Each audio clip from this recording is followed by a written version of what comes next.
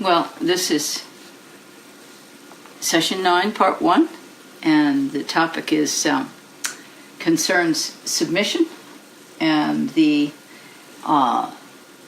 ways that horses can function with variations in dominant approaches, for better or worse, more effectively or less effectively. I think with the current national focus on this dominance and submission questions in the workplace and politics and among people in a general kind of way as a public discussion in our nation and elsewhere, the globe really now, I've noticed that many of these questions have come to me personally in my courses and online and private notes from people who are wondering about how that fits within the predator-prey relationship. And I have to say, I don't really work in a particularly dominant way, although it certainly has its place from in different situations that call for the full limit of your resources and physical strength for reasons of safety sometimes. It's certainly not anything that I would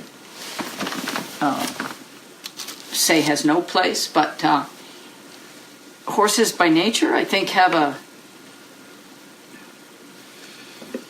character traits to follow and be a part of a bigger group. They understand a hierarchy, and many of them are tend to be more submissive than others. So I think a person's ability to read this on an individual basis will help them decide how much submission to expect from a certain horse and how much dominance or how much force, if you wanted to use those terms, would be appropriate in certain situations. Of course, it's always going to be subject to your discretion, and your judgment is going to play heavily into the decision of what horses to apply how much pressure to, how much dominance, whether that is dominance that is driven by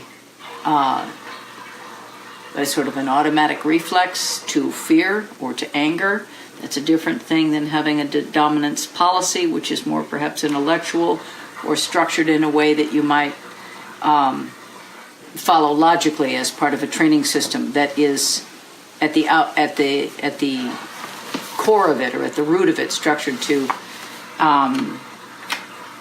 center around the horse's inborn capacity to be dominated or to be submissive to a dominant horse, for example, in a group.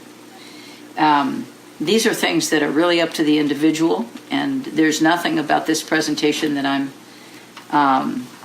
offering in a way. There's nothing about this presentation that I'm offering in a way to make anyone feel, thanks, Rick, embarrassed or guilty. This is not a judgment call on dominance and submission on my part. I just thought that I've got so much input recently on the topic that it would be maybe a good idea to bring it up and just. I like the discussions that you have on this format, so maybe you like them enough too to continue and to extend your thoughts and observations, and maybe you've formed conclusions and opinions that would be valuable to others in their assessment. Hey, Rick, could you grab his collar? Excuse me? Could you take his collar off? He's scratching up a storm there. I just can hardly hear. Thank you. So I thought what I'd do, Bill Dorrance and I had some long discussions about submission and dominance back in the day when I was learning from him, and I thought I would perhaps start with a couple of, there are some definitions in Chapter 9 of his book. This is book, well used, belongs to a friend of mine up here in New Hampshire, and he has, looks like this has been in an ambulance, this book. Well used, well worn, and still a good book for me. I'm going to read you what Bill had to say about submissive. He says, if you want him to submit, okay, but you'd set that up so that he could understand your meaning. through the feel that you applied in there, either with the lead rope or the reins. There's no place for the idea of dominating a horse, not by any means, because the horse wouldn't understand how to respond to this except through self-preservation. But we don't want that horse to feel he has to rely on that part of himself when we are anywhere near him. If he learns to operate that way, out of self-preservation, when we have a hold of his lead rope or reins, it means he doesn't have the confidence in us that he should have. And there's fear of the human in the horse that shouldn't be there. No, if he's scared and submitting, then it's a sure sign that we've missed something down below where that trouble started to show up. And back down below is the place we'd need to go to rebuild that part of his foundation. So that's what Bill had to say about being submissive, or expecting the horse to be submissive. And then I looked up dominance. Wouldn't you think I'd remember, since I helped him write this book? Typed it a lot of times, all these things over. But anyway, it was many years ago. And he did have something interesting to say about dominance, and I'll read it here, a little bit shorter. He says, to dominate, there must be some other words to go along with that word, because if it's only about this, why, there's no place for this if we're speaking about horses. A young horse, especially one that gets bothered, will look to that rider for support through feel. No, this word dominate wouldn't fit a horse well at all. But that's what some people say about handling one anyway. And that's true. That is what people say, and that is what people do. So Bill's opinion was that dominance didn't have a place in terms of bringing a horse forward to a point of understanding where you would feel perhaps that you had reached a place of that horse that could lead to contentment or understanding. That was kind of Bill's point, I think. When a horse is frightened, I have found that it's a lot trickier to be around a horse that's afraid than it is to be around one that's angry. A scared horse can do a lot of things that an angry horse might not do. I think an angry horse tends to get into patterns of behavior that is often shaped by, predicated on self-defense or habits and patterns of the people that have created the need to feel angry. So anger is not usually the horse's first response, not even the 10th response. I found you really have to work at it to get a horse angry. Once they are angry, I think it's a nice thing to try to get them back from that. But if we're talking about choices of or how and why, what the horse's character and nature is on how he would be more likely to submit, certainly the younger the horse, the more easy it is to intimidate them without hurting them. Movement will cause a young one to jump around or to be easy to move.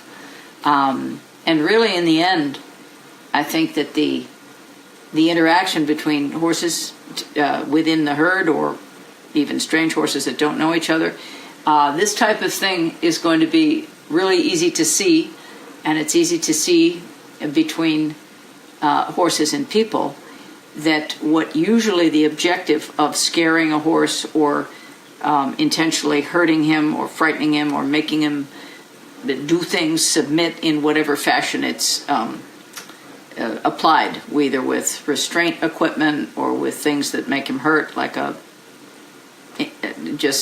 punishing action on a bit or a spur or whipping him or something.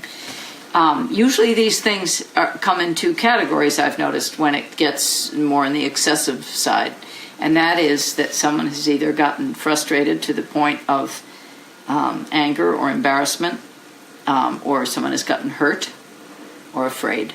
And so this gets into an emotional kind of province. And perhaps once people have experienced that, there's certainly a lot of adrenaline involved for both the horse and the person. And I think that if you're one to visit that place with a horse or in your life, if you want to know the motivation, sometimes it can help to look at the outcome. And maybe if the outcome isn't you're not getting the result that you want from sort of an excessive use of force or emotionally driven outbursts or corrections that are applied and you kind of go overboard a little bit. Some people have a tendency to do this. It's not about men or women. It can be everybody, because the emotional thresholds that people meet when in themselves when they're afraid or angry or embarrassed or experiencing their own pain. Sometimes those things can rip a little bit farther out of control than necessary. That's everybody's own. That's your own playing field. That's your own area to find a comfort place with. And if it's something that you feel the need to question, then do it. If it's something you're comfortable with, then that's also a process that is a personal decision, and that is, in many states and in many communities, it's regulated. The degree to which you can actually injure or damage or cause an animal to suffer is one extreme, and there are laws that are in place to protect animals from excesses. But I think for the most part, if you're just introducing a young horse to a trailer and you want him to go in a trailer, or you're trying to make sure that he understands how to pick up his feet or stand still or be tied, it would only be an uneducated eye that might consider extreme dominance would be associated with the effective training of these basic functions a horse in a domestic situation has to have. I mean, to have a horse that can't load on a trailer or pick up a foot or be tied, well, that's a lot of work. That's not much fun, and then you probably won't want to have that horse for too long if they can't do those basic things. The frustration that can accompany trying to teach a horse basic skills like I just mentioned, or to lower the head for bridling, or to stand still to have a blanket put on, or a shot, or fly spray applied. Usually dominance is going to get a horse a little more upset and bring out a fight, and it can be easy to think that the horse's nature is to fight, when in fact sometimes the presentation of a request brings out the fight because the presentation doesn't really fit the animal, or the way he uses his eyes, or the way he needs to have things in his world, so that he's comfortable enough to really understand that you're not trying to hurt him, and to have the question come into his own mind and to say, hey, what are you doing? Why do you want to do that? And these are things that if you spend a lot of time around horses, and certainly different kind of horses, you can see right away that there are horses that will learn to open their mouth for the wormer. They will learn to go right in a trailer and wait for you without being bribed or hit or coaxed or beat up outside the trailer so the trailer inside looks like a great place to go. All of these things can result in getting a horse in a trailer, but it seems like the willingness to cooperate is a lot more fun for everybody, the horse and the person, than to constantly have to micromanage and massage the delicate balance between what's too much, what's too little. Are you going to get kicked for what you just did? Is the horse going to tear loose, run away, and get loose in town because you did too much in the dominating area, that his ability and readiness to submit didn't match your timing on the dominance? So it might be important to have a discussion where things are looked at from his point of view. And I think when the horse's point of view is when he can feel that his point of view is mattering in an exchange with a human being, they tend to do a few things that are really kind of touching. Often they'll just kind of lower themselves. The neck will come down, the head will come down, the air will go out, they will sigh, sometimes a big sigh. It'll sound like the air just went out of a gigantic balloon. Sometimes they'll blow their nose, or they'll shake their heads and yawn a few times, scratch their eyes on their knees, often to sort of get in a more sort of comfortable, put on your slippers after dinner and hang out on the couch kind of a posture. They'll adopt a they get a little bit cozier with your presence and with your requests, whether they make sense or not. It really is the ability of the human being to adjust the presentation that's going to bring out the horse's willingness to try to find that spot where you guys are going to go down the road like this, hand in hand or mouth in hand or lead rope in hand, or however. It certainly is a lot more enjoyable to watch people and horses get along than the alternative. Let me see if I did welcome you all to ask questions. Let me see what I can find up there.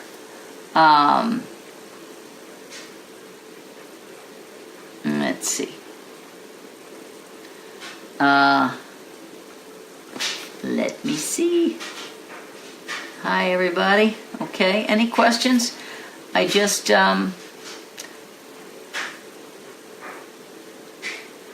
just let me know if there's a question that you have. Okay. I am going to read something here about, I'm going to read a couple, I'm really liking looking at this book again. I'm going to, I'm going to read this one. It's called Bad Horse. This is Bill's chapter 9, and it's called the meanings section. I wanted to call it a glossary because that's what a glossary is. It's when you have a list of words and it describes what they mean, but Bill didn't like that word, and he said you need a dictionary for a word like that, and I agreed that we did, so we probably didn't want to add that word to the dictionary, so we just called this chapter meanings. So this is called Bad Horse, and he says, it's a good subject to talk about, but you have to figure out what made that horse the way he is. Was it the way that horse was handled, or was it self-preservation that made him do the things that weren't good for him, or good for the human either? These glasses aren't the best. He's really just a confused horse, so we wouldn't use that word bad on a horse that's mixed up. There aren't any bad horses. They're just mixed up, and it's important to know the difference. Because the horse had the wrong feel presented to him, the person and the horse both missed that right way to feel of each other on the start.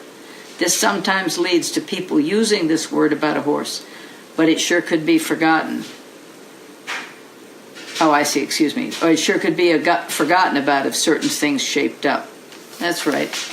And that and that shaping up is called the person adjusting, so that certain decisions about correction, about punishment, about teaching him a lesson and showing him who's boss, things like that, don't begin to bring out more of the behavior that you don't want or that is troubling to you for reasons that might be more serious, your safety and things like this. Okay, yes, page numbers on these things. Sure. The dominance description is under D for dominance on dominate on page 311. The submissive point that I put in here was that I chose to read to you was on page that was on page 358, and the bad horse was on page 300. Sorry, I didn't think of that before. But here's one that's kind of interesting, and this is something actually that is the change. C for changing eyes on page 306. I'm going to read this because when you change eyes on a horse, if you haven't been around horses a lot, or if you're new to the industry, or you're new to what could be considered sort of a general way of looking at the foundation part of a horse's life, changing eyes is an important concept, but here's what Bill has to say about it. And I mention it because often when a horse can't change eyes well, it leads to situations that make people feel they have to dominate the horse and get him to submit and obey. A horse that is frightened and can be frightened if he is forced to change eyes and doesn't understand that it's a normal thing that can be fairly expected of him is because he hasn't had that done until perhaps he was an older horse or people were already riding him, and then it can be quite abrupt. There's a sequence in a horse's training that makes it more logical and fitting to teach him that you could be in either eye at any time and that he can still feel safe and secure in that, even though you appear to disappear as you pass in front or behind. You appear not to be there for a period of time, and that can be alarming to have you just pop up on either side of him. They have a different way of processing visual information because their eyes are where our ears are, not straight ahead like a puppy or a kitten or ourselves, okay? So here we go. Here's Bill on the topic of changing eyes, page 306. A horse's eyes don't change. It's a horse's body that does the changing. The horse turns his head and shapes up his body so he can see whatever he needs to see. You'd work both sides of your horse so both eyes get used to seeing you. And this way the horse wouldn't think that you belong just on one side. He would get so that you could he could see you anywhere and it wouldn't bother him, so long as the horse is feeling of you, and then there isn't a reason for him to be one-sided. And of course that will have quite a bit to do with what you decide to include in the foundations of young horses that you start and train, that in the early training or rehabilitation of horses that you get in for training that are older. And this could be in any discipline: cutting, reining, jumping, dressage, 3-day eventing, horse camp, whatever it is. Going back down and setting in certain types of foundation level points as an introduction, not a demand that they understand it. I know for myself, I'm good at math now. It took me 4 or 5 years because of the way I was taught. I was expected not to be good at math in school. Not by my family, but at school it was math and science was not for girls, and we were not allowed to forget it. And it was disturbing. I counted 6 and 9 on my fingers until I was almost 20. And that's not because I was stupid, and it isn't because I didn't get good grades, but the expectation that I had from the very beginning right up through 10th grade was that numbers were the province of another type of mind. Girls don't think that way. Girls aren't good at that. And I'm sorry to say, because I feel like I got a good education, but when it came to the individual instructors that were managing the way I processed numbers and math, it was the setup was to fail, and I was not alone in that. There's no blame about it. It's just the way it went. Things happen. And I'm not bad at numbers now, but I had to work at that to overcome I had to rehab my own mind about learning how to add 9 and any other number. Anyway, simple personal story that's sort of ridiculous and might not even pertain to this, but it's pretty much in how the approach to conveying an expectation is presented to a person or to a horse or a dog. I've often wondered how people can continue to pound on a dog or yell at a dog for going to the bathroom in the house and still want that the dog to feel like a member of the pack. We go to the bathroom in the house, don't we? And so the dogs also do. And I trained dogs for many years, and I realized and started to notice that the worst possible part of a dog's life is learning not to go to the bathroom inside.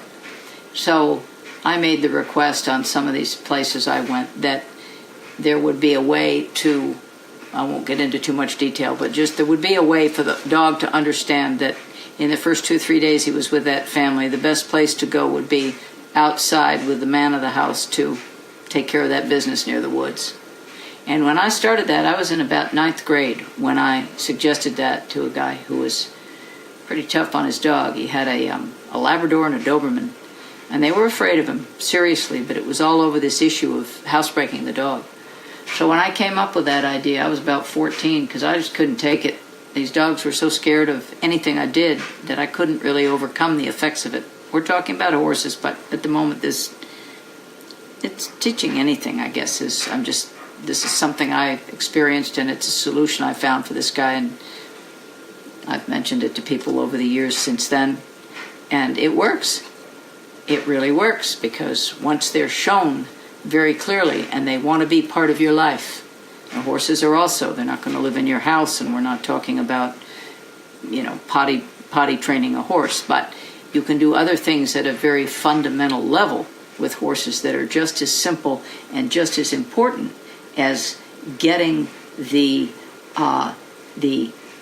mindset on that animal open to every single thing that you present. It might not result in him understanding you or being able to do it on the first or even the 10th try, but if he's hanging in there, he says, let me see if I can get that.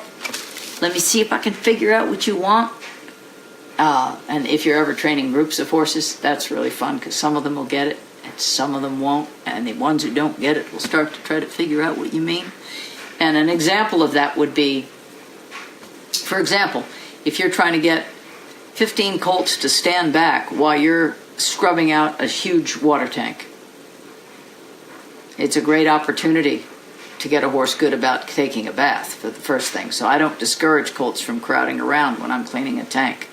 But some people want them to stay back. And some colts you're going to see are going to come right up and keep pushing their way in there to see what's going on or help you. Not really very much help, but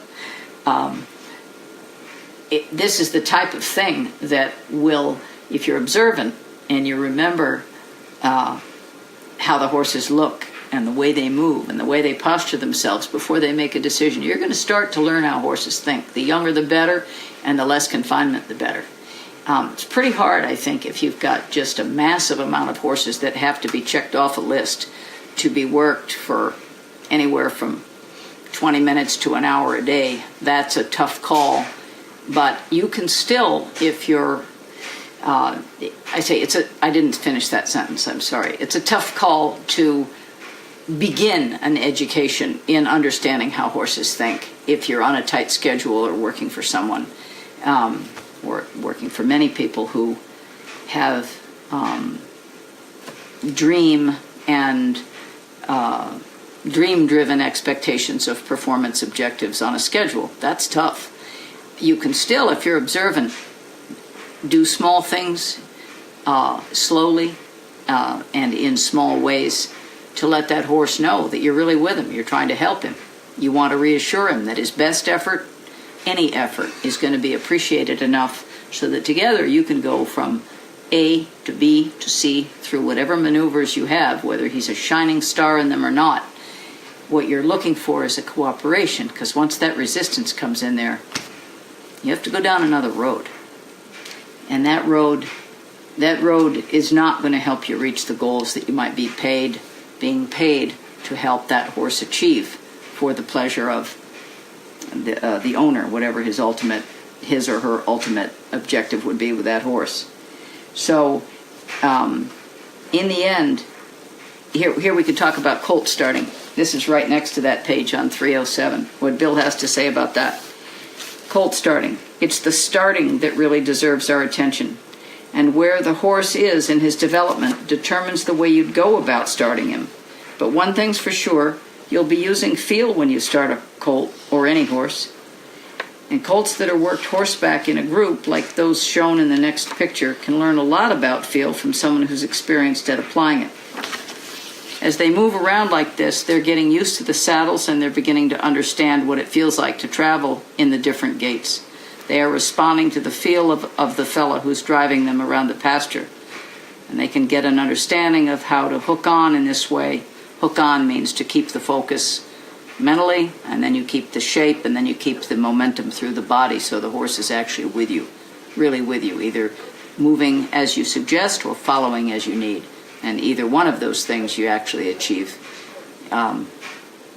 most efficiently through feel, because if you're working with a herd, you've already got the whole instinct going with you. Their instincts are really the thing to keep on with.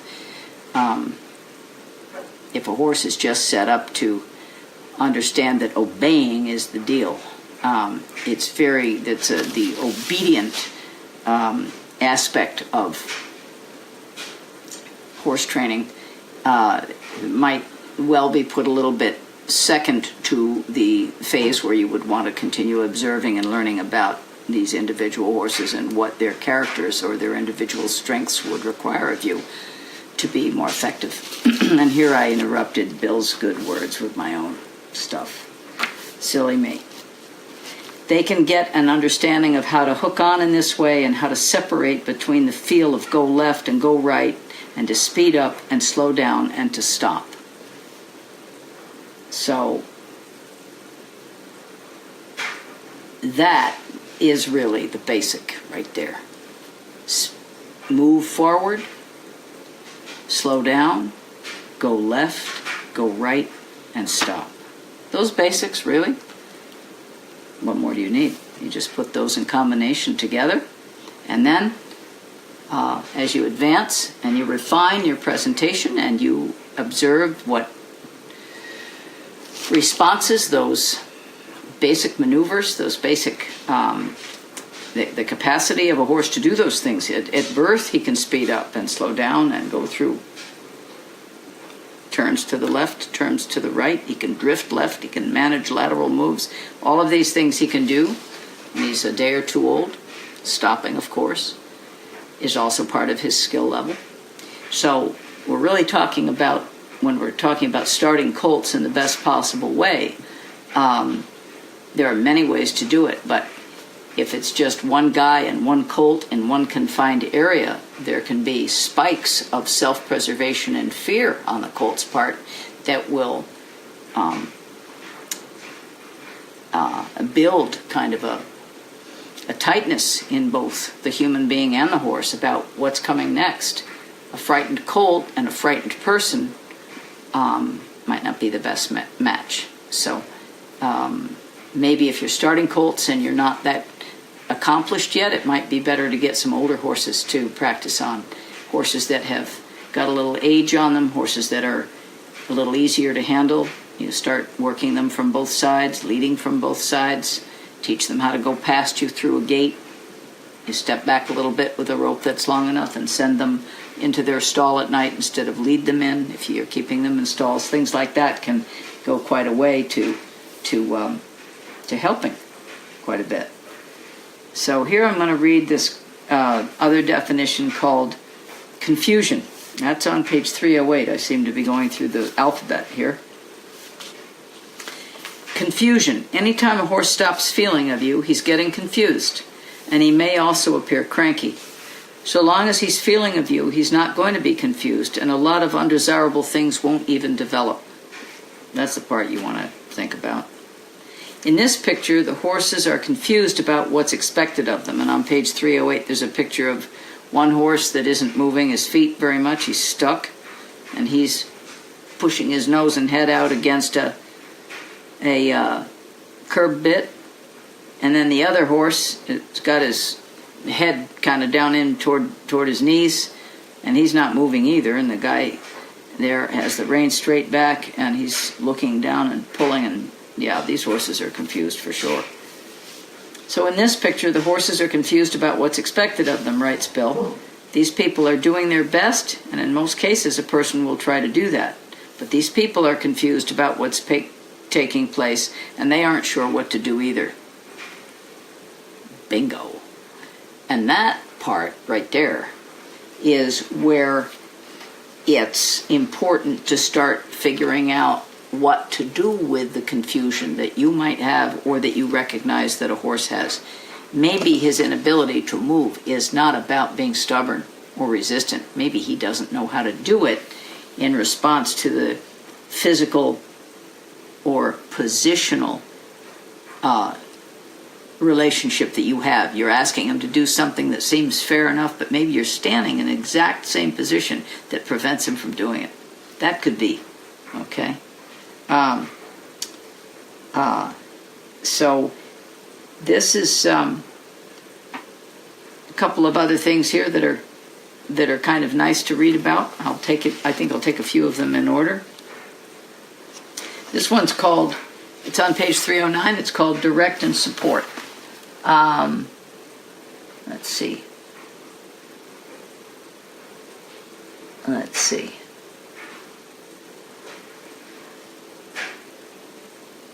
Okay. If anyone has questions, please I've got this little screen I can read on.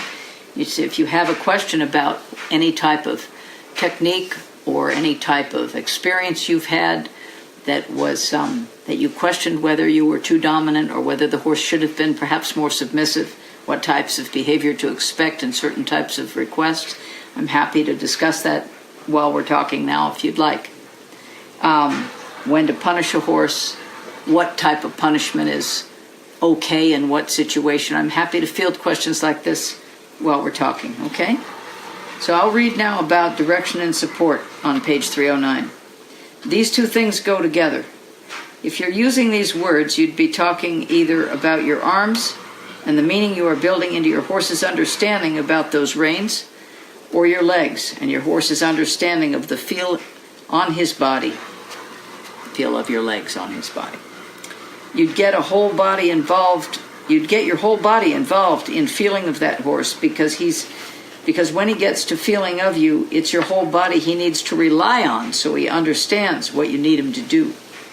The actual meanings of these words are what the horse needs you to understand to maneuver him through feel, which you'll be learning about through some experimentation.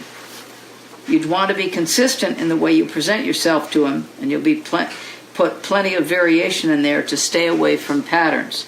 And your lessons, they don't need to be too long. That's right. Now, he's got a little bit more to say here, it looks like. So I'll keep reading if that's okay. Is that all right with you guys if I'm reading here? I don't know how many of you would find this interesting. Not everybody has Bill's book anymore, so I'll take some feedback from you a little bit before I continue on. Yes, that's right. We're on page 309, and I am going to turn the page and go to number 10, 310. He says, the horse in this picture is feeling of the person because there is enough direction from the right arm and enough support from the left arm for him to understand what's expected. There's some pictures here. He's lunging the horse to the right. He's sending the horse out past him to the right. When the horse changes direction, the fellow would switch the rope in his hands, and then the function of those arms would be the reverse of what they had been.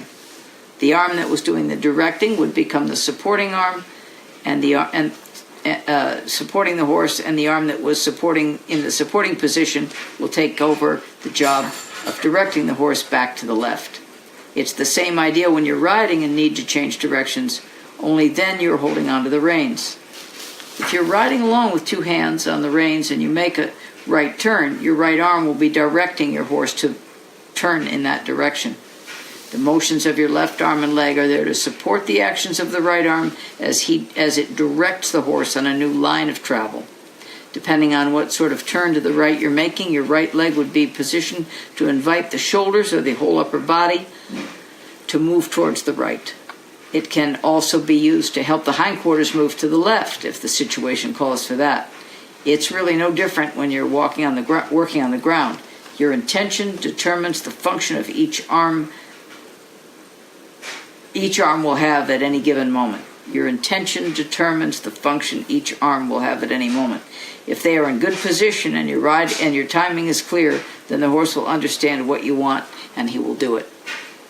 Okay, and that's really important concept when we were working today over in Campton, New Hampshire, and we were working on for riders that are really very serious and dedicated students of the students of their horse, and they're students of mine, and they're also teachers of their horses as well.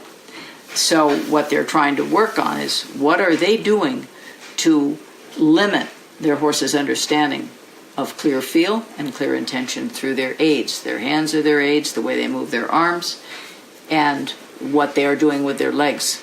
Okay? So today we worked on leg position, we worked on rein control, and one of the things that we saw happen a little bit is that a lot of people are riding down with their heads down, looking at their hands quite a bit. So that gives the horse sort of a loaded feeling, and many of the behaviors that begin to come up with horses that are too heavy in front or mixed up about how to turn efficiently and lightly with a forehand that's available.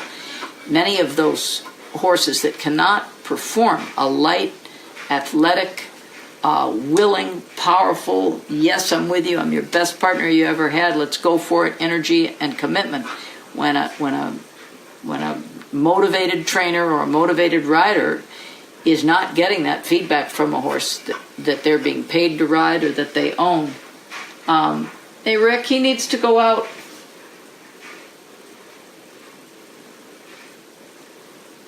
Your dog needs to go out, Rick. So a lot of times when you have, he wants to go out, it seems. When you have a motivated and you have a motivated, spirited trainer, a motivated, spirited rider. I say spirited because it takes quite a bit of spirit and motivation to ride some of these horses. Competition is stiff. The training schedule is exhausting.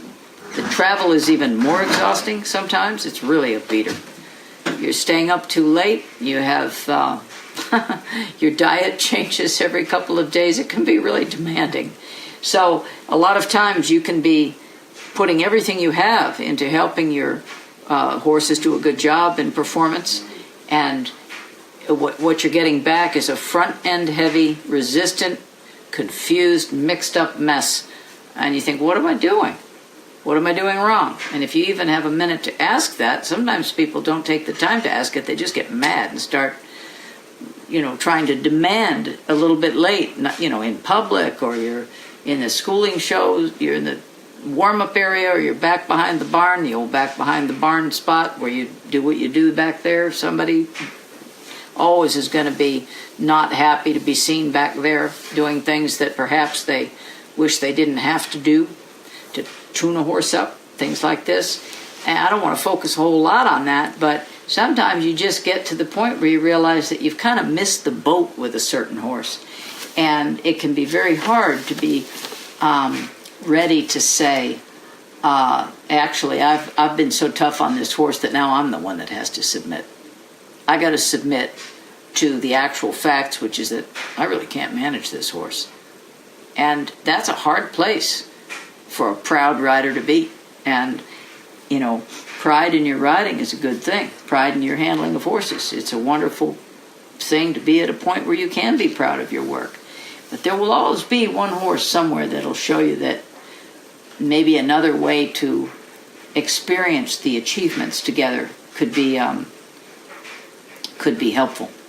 So what I mean by experience the achievements is that maybe instead of measuring success in terms of prize money or a good time at the race, a good time at the racetrack. I'm not talking about we won at the betting parlor, but good time on the track, good distance within the time, or you're trying to clear a certain number of fences in a short period of time because you've actually made it to the eliminations. You're really in the dead heat to the end, and who's going to win the championship this year? Things like this.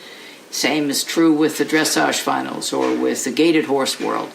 All of the pressure that professional trainers come under in any discipline, unless you're really well grounded in yourself as a horseman, what can start to happen is that the showman side of things can start to take over, and if you let that run a little too far, it can get you in some embarrassing situations. But what I like about Bill is that he was a showman also. He had a side of him that he appreciated having people see him do a good job. He went to the competitions a couple of times, I think in 47 and 48 down in Salinas at the Cow Palace. And he did very well, but he didn't have, a barn full of outside horses to train. As he says, he was a one-man ranch, and the horses that he came to show his skills with were horses that he actually used in his job. That's a little different than a guy who's hired or a woman who's hired to maintain a barn full of horses and bring them out to show. But nevertheless, the same questions can come up. Am I doing well enough? Could I do better?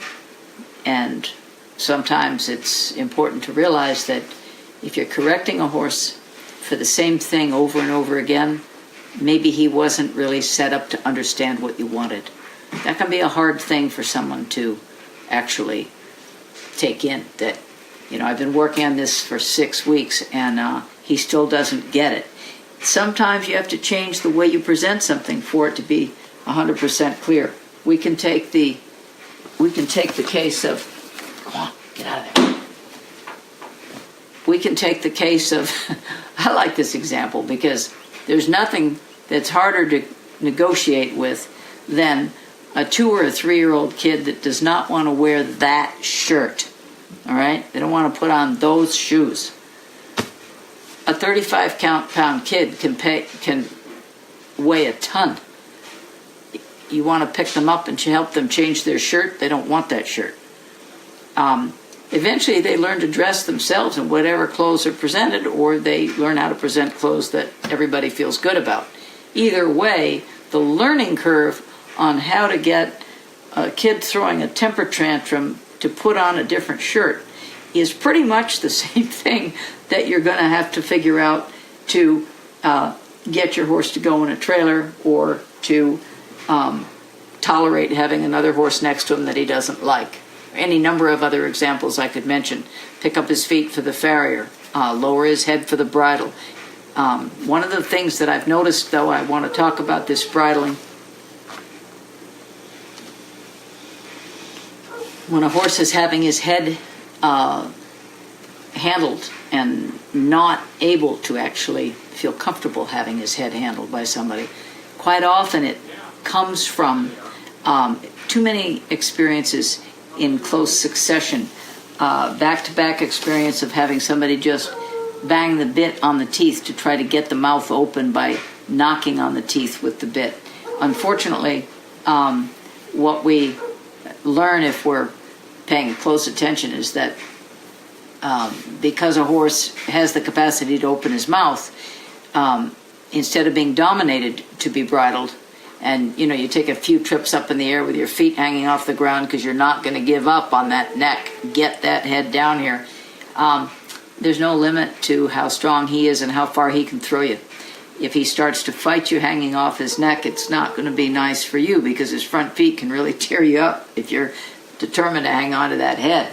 So at a later date, I'll tell you about a bridling. I took a bet on a bridling deal up in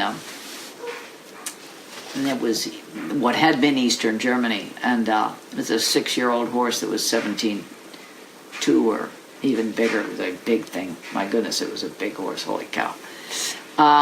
So I had to stand in the manger to even get the halter on to lead her out. I had to get up in the feed bin with my feet to reach her head. That's how little she wanted anything to do with this fellow. I mention this because so many difficulties that take place in terms of losing control of the feet and losing control of the horse's respect. You can control respect by asking the horse to change where their feet are, in what sequence and at what speed. But if the focus is just on the head, you want the feet to move, but you haven't got a clear idea or how to present it.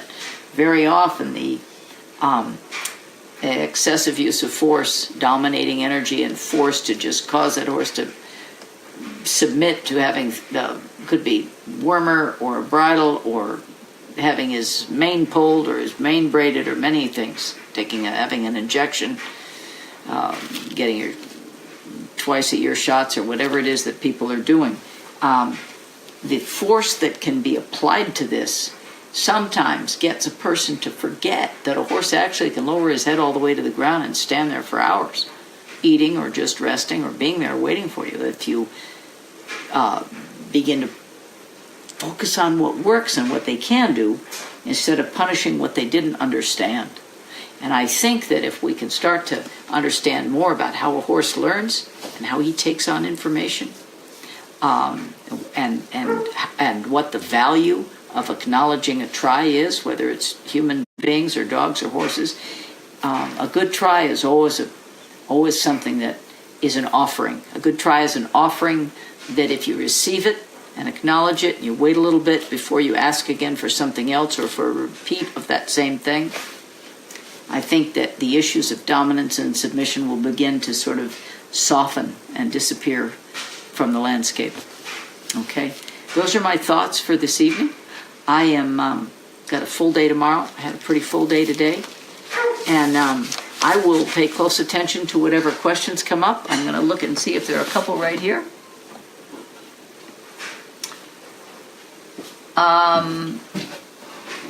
What's the difference between the one-range stop and doubling the horse? Well, you can, this is from,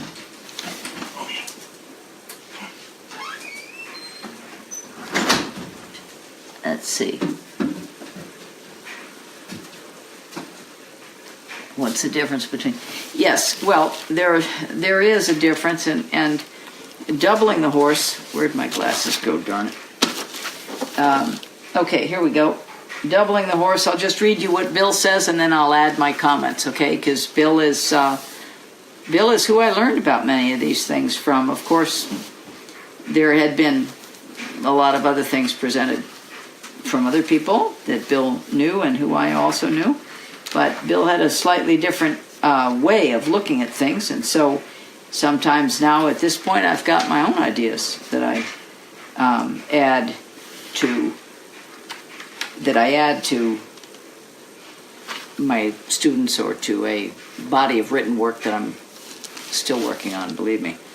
I am still working on my 2 books. One is called Riding with Bill. The other is called The Feel of a Horse. And I'm not sure, those are working titles. I'm not sure those will be the exact titles at the end, but this is a good question. I'll say that the one-range stop I spoke about in some length on Thursday night. Or was it Friday night? Anyway, it was quite recent. All I remember is I was sitting on a saddle and I was wearing a green shirt. You going up? Okay. So, the doubling the horse I'll read now.